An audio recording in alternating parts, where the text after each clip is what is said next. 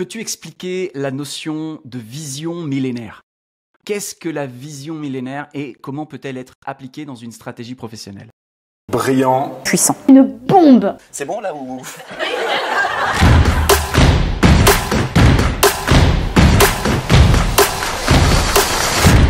Bravo à vous. Alors le concept de vision millénaire est un concept qui m'est propre et que j'ai mis au monde pour quelque chose de bien spécifique que je vais tâcher de te faire comprendre ici, parce que si tu peux t'emparer de cette stratégie, si tu peux l'implémenter, si tu peux la garder près de toi et la faire évoluer dans le temps, tu vas gagner énormément de force, d'inspiration, de stabilité. Tu vas rendre ton aventure entrepreneuriale 10 fois, 100 fois plus magnétique pour tes clients, pour tes collaborateurs au fil du temps. Et surtout, toi, vis-à-vis de toi-même, tu vas pouvoir t'accomplir pleinement dans ton œuvre. Alors, c'est quoi cette histoire de vision millénaire? Alors, bien sûr, tu as déjà certainement entendu la notion de vision, le concept de vision qui est extrêmement important et extrêmement utile. Si aujourd'hui, tu n'as pas une vision à 10 ans, je t'invite vraiment, vraiment à t'offrir ce premier cadeau.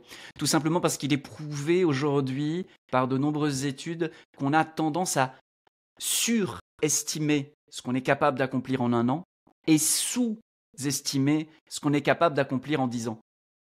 Et je pense que tu dois certainement avoir ce type d'exemple de te dire, tiens, est-ce qu'il y a 10 ans, je pensais que j'en serais là aujourd'hui, je penserais que j'aurais peut-être développé ce que j'ai développé, accompli ce que j'ai accompli, compris ce que j'ai compris, grandi en termes de sagesse, en termes de conscience, en termes de résultats.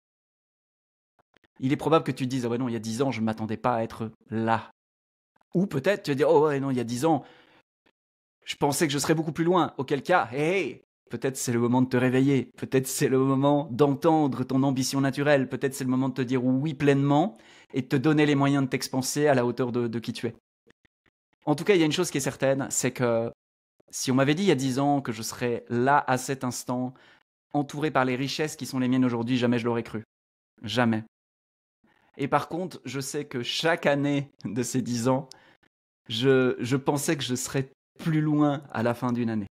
Donc ceci, le fait de surestimer ce qu'on est capable d'accomplir en un an et sous-estimer ce qu'on est capable d'accomplir en 10, fait que on va avoir tendance, si on n'a pas une vision à plus long terme, à développer une trop grande volatilité, à se disperser, à être trop dans l'émotionnalité. Comme on n'est pas dans une stabilité, comme on n'est pas à viser quelque chose qui est sur le long terme, on va répondre à la petite semaine, on va être dans beaucoup de réactivité, on va gérer les urgences plutôt que de bâtir une stratégie exponentielle.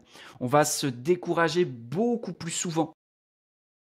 On va ralentir notre action parce que on va manquer de clarté, parce qu'on va manquer de persévérance, parce qu'on ne va pas persévérer tout simplement parce qu'on n'a pas une vision claire de là où on s'en va et que si on n'a qu'une vision à un an, eh bien cette vision à un an va probablement être surestimée.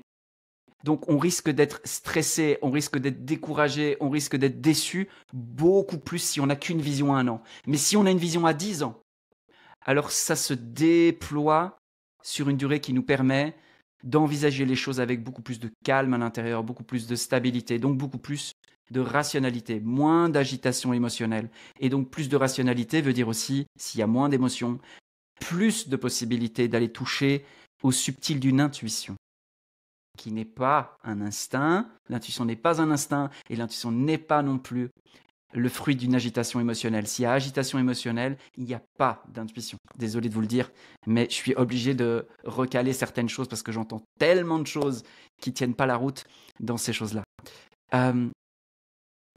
Le but d'une vision à 10 ans, c'est d'amener cette stabilité pour gagner peu à peu en expansion. Ça, c'est déjà la base, c'est-à-dire c'est quelque chose que vous pouvez entendre un peu partout parce que ça marche, okay, c'est prouvé, ça marche, c'est bon de le faire. Maintenant, moi j'ai à cœur de vous emporter un pas plus loin parce qu'ici on est dans business bénédiction, on n'est pas dans business successful, on n'est pas dans réussite maximum, on n'est pas dans je sais pas trop quoi, ici on est dans business bénédiction. Donc, je dois vous proposer quelque chose qui est 1 mètre au-dessus de ce qui est déjà connu, déjà implémenté, déjà prouvé aujourd'hui. La vision millénaire, c'est répondre à la question de comment imagines-tu ton entreprise dans 1000 ans? Son écho ou son impact, peut-être que dans 1000 ans, si tu déploies la vision, tu te dis, dans 1000 ans, mon entreprise, elle n'existe plus. Mais elle a un écho, elle a un impact. Si tu peux laisser ton imaginaire se déployer de manière à voir le déploiement de ton entreprise dans 1000 ans, en fait, ça va t'apporter une stabilité de dingue. Et surtout, ça va te permettre de commencer à réfléchir au-delà de la durée d'une vie humaine, au-delà de sa propre vie.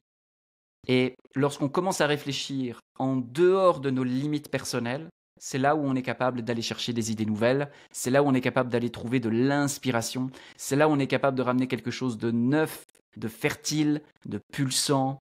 C'est là où tu vas trouver ta contribution à toi, ta contribution essentielle, profonde, divine, appelle ça comme tu veux, quelque chose de bien au-delà des limites personnelles dans lesquelles nous sommes tous plus ou moins enfermés, et c'est ok. L'idée de la vision à Milan, c'est de s'autoriser un voyage en dehors de ça pour ramener une information d'une autre qualité. On peut penser en termes d'héritage, on peut penser en termes de se dire, ok, elle va me survivre, cette entreprise. Génial. Ce qui se passe quand on sait que notre entreprise va nous survivre, eh bien, on est déjà en train de penser à comment elle pourrait se déployer, à qui on va passer la main. Ça change tout dans la qualité des questions qu'on va se poser, la qualité des problèmes qu'on va adresser et la dimension de ce qu'on va être capable de bâtir. Ça mobilise notre énergie et le mouvement à un tout autre niveau. Tout d'abord, on va avoir infiniment plus d'enthousiasme parce qu'on sent qu'on est en train d'agir, qu'on est en train d'œuvrer pour quelque chose de grand, pour quelque chose de waouh. Parce que si on regarde son entreprise se déployer sur 1000 ans, il est probable que ça devienne quelque chose de tellement incroyable qu'on fait waouh. Et moi là, je vais travailler à ça. Oh, ça vaut le coup. Ça m'anime vraiment. Ça va générer aussi plus d'aspects fédérateurs, que ce soit au niveau de tes clients, au niveau de tes partenaires, au niveau de tes prestataires, au niveau des personnes qui vont rejoindre ton équipe. Les humains adorent participer à quelque chose de grand. Ils ne se bougeront pas, ils ne se lèveront pas de leur canapé pour autre chose que Netflix, si ce n'est pas pour quelque chose qui en vaut vraiment le coup. Puis quelque chose qui en vaut vraiment le coup, c'est quelque chose d'envergure, quelque chose de grand, quelque chose de waouh. Donc quelque chose de waouh sur 1 an, peut-être un peu compliqué. Mais quelque chose de waouh sur 1000 ans, tout le monde peut le faire, tu peux le faire. Je suis sûr de ça. Tu peux laisser voir ton entreprise se déployer sur 1000 ans et faire waouh. Elle est incroyable cette entreprise, qu'est-ce qu'elle est belle, qu'est-ce qu'elle contient comme potentiel. Et là, tu peux commencer à parler de comment tu vois le déploiement de ton entreprise. Et tu vas être étonné de la façon dont les personnes vont être avec toi, vont te donner le meilleur d'elles-mêmes, la façon dont ça va être magnétique. Et encore une fois, au niveau des personnes de ton équipe et aussi au niveau de tes clients et aussi au niveau du marché, etc. Et enfin, cette vision millénaire, elle va t'apporter plus de tranquillité parce que finalement, en faisant cela, tu auras résolu la question de qu'est-ce que je vais faire de ma vie jusqu'à la fin. Je sais qu'elle pique un peu cette question parce que quand on est des amoureux de la bohème et d'une forme de liberté de type cigale, on peut ne pas avoir envie d'avoir un plan de match jusqu'à la fin. Mais lorsque l'on a compris que la véritable liberté va avec l'accomplissement de soi et que l'accomplissement de soi va avec le fait de donner tout ce que l'on est, et donc de passer d'une liberté consommée de type cigale à une liberté qui va être le socle d'une œuvre, d'un geste, d'une contribution, d'un geste profondément d'amour envers nos contemporains, d'un geste en profond amour avec la beauté qu'on va tenter de signifier, avec la sagesse qu'on va tenter d'incarner, avec quelque chose. Moi, je suis en profond amour avec la vérité. C'est pour elle, avec elle et par elle que je vis. Mais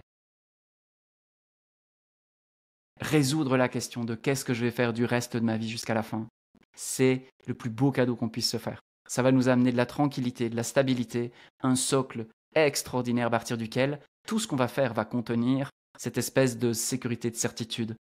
Du coup, les gens vont être aimantés par notre ambition, notre vision. Et ils vont être sécurisés par notre stabilité, notre enracinement. Et plus on va être capable de travailler sur ces deux curseurs, plus on va avoir quelque chose qui va être magnétique. Et magnétique, ça veut dire simplement qu'avec moins d'efforts, je génère plus d'attraction. De l'attraction, c'est les résultats. Les résultats, c'est ce que je te souhaite. Voilà, en tout cas, ce que j'avais envie de te partager sur la vision millénaire.